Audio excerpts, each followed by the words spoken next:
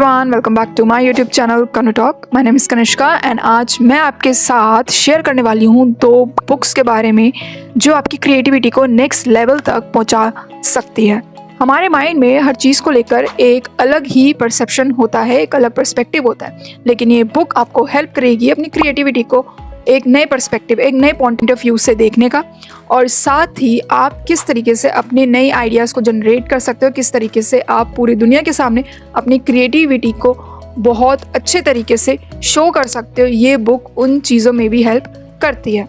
अगर आप कोई आर्टिस्ट है, राइटर है, क्रिएटर है, या फिर कोई ऐसा पर्सन जो अपनी क्रिएटिविटी को बढ़ाना चाहता है, एक नए नए आइडियाज़ को एक्सप्लोर करना चाहता है, देन ये 2 बुक्स आपको ज़रूर पढ़नी चाहिए। जिसमें सबसे पहली बुक आती है steal like an artist by Austin Kleon. इस बुक में ऑस्टिन क्लेयन कहते हैं कि कोई भी आइडिया 100% ओरिजिनल नहीं होता। हर आइडिया किसी और आइडिया से इंस्पायर होकर ही बिल्ड किया जाता है, बट इसका मतलब ये नहीं कि अब आप दूसरों के आइडियाज़ को कॉपी करने लग जाएं। अब इस पॉइंट को और डिटेल में समझने के लिए इस बुक के कुछ और मेजर पॉइंट्स को समझते हैं, जिसमें सबसे पहला पॉइंट आता है नथिंग इज ओरिजिनल। कोई भी आइडिया 100% ओरिजिनल नहीं होता, वो किसी न किसी पुराने आइडिया से इंस्पायर होकर ही क्रिएट किया जाता है। बस फ़र्क ये है कि उस पुराने आइडिया के अंदर कुछ नया ऐड कर कर उसमें दोबारा से काम कर कर उसे नए तरीके से लोगों के सामने रखा जाता है। और वैसे ही आप भी किसी पुराने आइडिया से इंस्पायर होकर अपना कुछ न्यू ऐड कर कर से दूसरों के सामने प्रेजेंट कर सकते हैं। सेकेंड पॉइंट आता है एम्ब्रेस इन्फ्लुएंस। अपनी क्रिएटिविटी को बूस्ट करने का सबसे बेस्ट तरीका है एम्ब्रेस इन्फ्लुएंस। उन लोगों के साथ बैठिए, बातें करें जो आपको काफ़ी ज़्यादा क्रिएटिव लगते हैं। तो आप अपने खुद के फेवरेट क्रिएटिव हीरोज़ को ढूंढ सकते हैं, उनके काम को अच्छे से स्टडी करें, उनसे सीखें, और जो आपने सीखा है उससे अपने स्टाइल में इवॉल्व करने की कोशिश करें। नेक्स्ट है be boring to stay creative. Creativity को बढ़ाने के लिए डिसिप्लिन का साथ होना काफ़ी ज़्यादा इम्पॉर्टेंट है। इसलिए अगर आप क्रिएटिव होना चाहते हैं तो आपको बोरिंग भी होना होगा। बोरिंग होने का मतलब है डिसिप्लिन होना, एक स्टेबल रूटीन को फॉलो करना और कंसिस्टेंट वर्क हैबिट को बिल्ड करना। नेक्स्ट पॉइंट है creativity is about doing the work. ये जानने के लिए कि क्या आपका आइडिया वैल्यूएबल है या नहीं, उसका एग्जीक्यूशन होना काफ़ी ज़्यादा इम्पॉर्टेंट है। इससे फ़र्क नहीं पड़ता कि आपके पास कितने सारे आइडियाज़ हैं, अगर आप उन्हें परसिस्टेंटली एग्जीक्यूट नहीं करेंगे तो आपको बिल्कुल भी पता नहीं चलेगा कि आपका कौन सा आइडिया वैल्यूएबल है, कौन से आइडिया में काम करने की ज़रूरत है और कौन सा आइडिया अच्छा नहीं है। सेकेंड बुक की बात करें तो वो है show your work by Austin Kleon. इस बुक में ऑस्टिन क्लेयन बताते हैं कि किस तरीके से आप अपने काम को दुनिया के सामने प्रेजेंट कर सकते हैं और किस तरीके से आप दूसरों से इंटरेक्ट करके खुद के और अपनी कम्युनिटी के बीच एक ट्रस्ट को बिल्डअप कर सकते हैं। अब बात करते हैं कुछ उन पॉइंट्स के बारे में जो आपको इस बुक में प्रेजेंट कंटेंट का एक ग्लिम्स दे सकते हैं। इसमें पहला पॉइंट आता है डोंट बी जीनियस।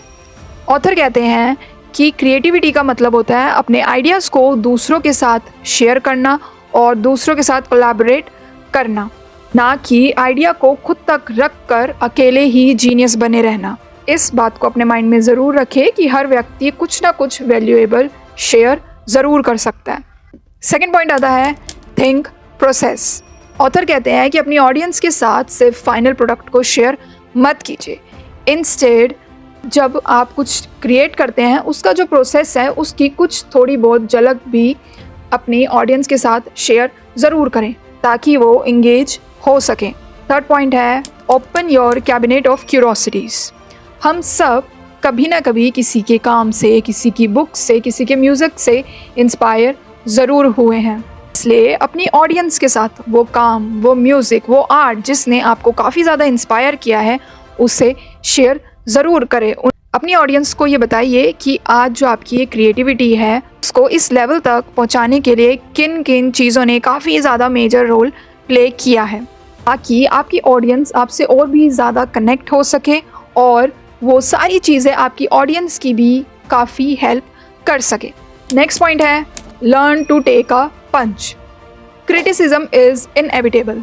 यानी कि जब आप दूसरों के सामने अपने काम को प्रेजेंट करते हैं तो हर व्यक्ति अपना पर्सपेक्टिव शेयर करता है।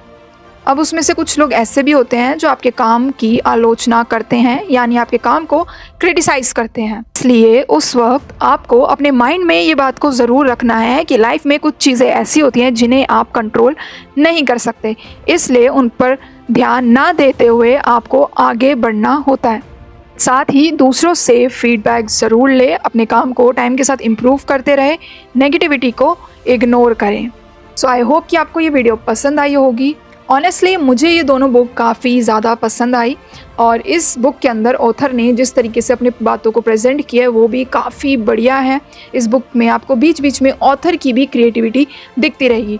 मुझे ऐसा लगता है इस बुक को सिर्फ एक बार पढ़ना इनफ नहीं होगा, इस बुक को आपको बार बार पढ़ना चाहिए। जब भी आपको लगे कि आप अपने काम में रुक रहे हैं, कहीं अटक रहे हैं, या फिर आपको डाउट हो रहा है, तो आप इस बुक को पढ़ सकते हैं। इसमें भी ये बुक काफ़ी ज़्यादा हेल्प करती है। कमेंट में मुझे बताइएगा कि आपको इन सारे पॉइंट में से सबसे अच्छा पॉइंट कौन सा लगा है। बाकी अब मिलते हैं नेक्स्ट वीडियो में, एंड थैंक्स फॉर वॉचिंग।